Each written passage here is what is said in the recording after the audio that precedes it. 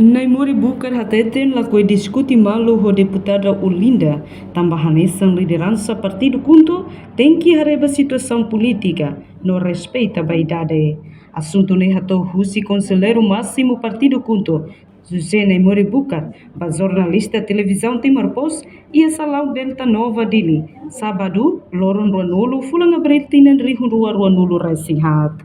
Nia hateten relaciona com a declaração deputada Olinda Guterres, tarata conselheiro máximo Partido Kunto e a mídia social, nia nudar liderança, hareba situação política, no hareba idade, tambane naimori lakoi diskuti malu, o deputada Olinda, tamba emahotu iha direito atau kuliah, mas be nia lakoi halo hanesan deputada Olinda halo, mas be publico hatene buat los no lalos.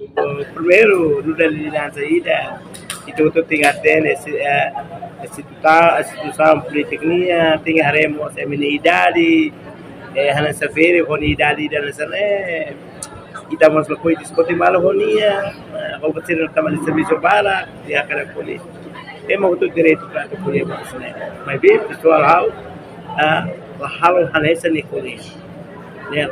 Reportagem Sabina Sansa, televisão Timor Post. Janela informação ba emogoto, atau tem informação atual dia kliu, kita haluha, haneham botão subscribe, like, halo comentário, no fahe tutang ba media sosial hotu.